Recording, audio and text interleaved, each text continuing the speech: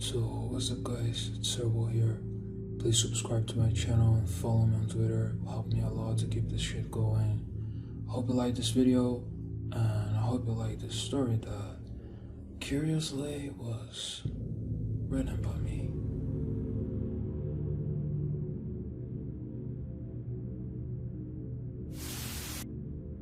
I've met many people who had secrets.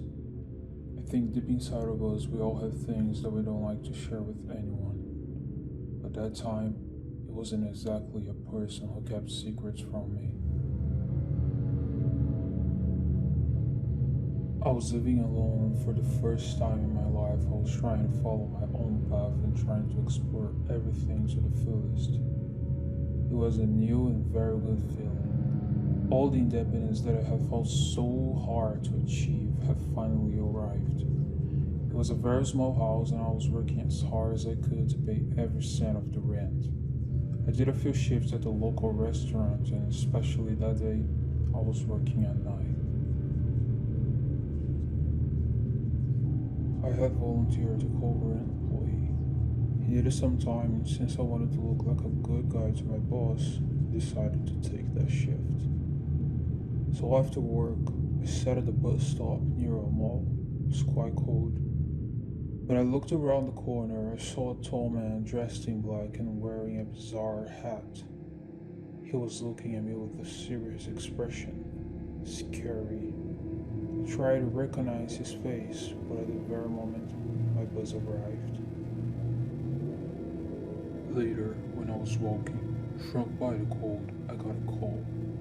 I looked at the screen of my cell phone and it was from an unknown number. I don't answer that kind of thing, so I just went to my house. Okay, my phone rang 2 more times. I started to think it was some kind of joke, so when I got the next call, I decided that I would answer it. Well, as soon as I said hello, there was a dense void. Suddenly, I heard a weird breathing and I started to ask who it was. I didn't get any answers. I put my phone on the couch and I couldn't stop thinking about what had happened. After taking a shower, I had a cup of tea and went to bed. My room was small but very neat. The weather over there was cold, so I curled up on my blankets and I started to fall asleep. Normally I had serious problems with that, but however, due to my tiredness, not even those strange calls made me think about staying awake. And I would have slept if it weren't for the steps I started to hear. It was like steps on the wooden floor. I turned on my lamp and I ran to lock the door.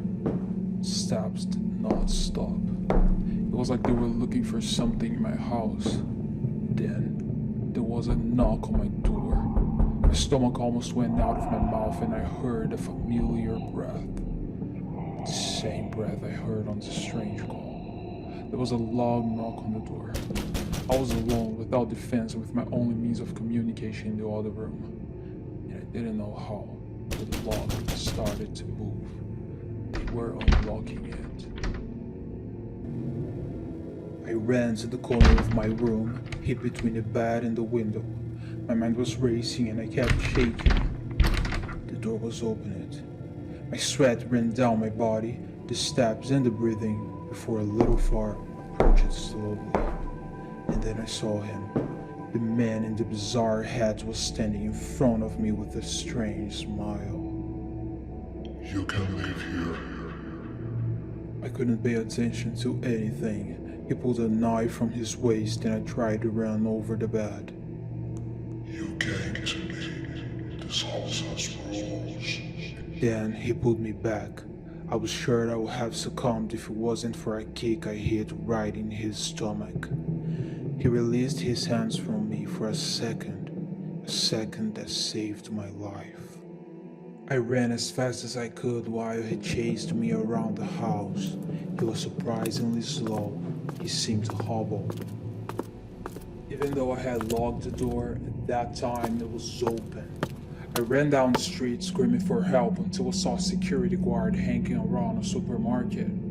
At first, he called me crazy. I do not judge him. After all, if a stranger ran his pajamas towards me in the middle of the night, I would think the same. However, When I started to tell him what happened, his expression changed. He seemed to trust me, and we went to the police. I spent a sleepless night with the cops. I gave my testimony, and they went to my house to search for evidences. And I couldn't believe what had happened. They found a basement hidden by the huge amount of long grass in the yard. I felt like an idiot because I never searched that place before, but also I had not been informed about it when I rented the property, so I had no idea that it existed. And when we opened it, we found supplies, a sleeping bag, an unfinished meal on the floor, and security computers that provided vision for the entire house. The cops found the hidden cameras. I was really scared. I had recently moved and I couldn't imagine that all of that was happening to me.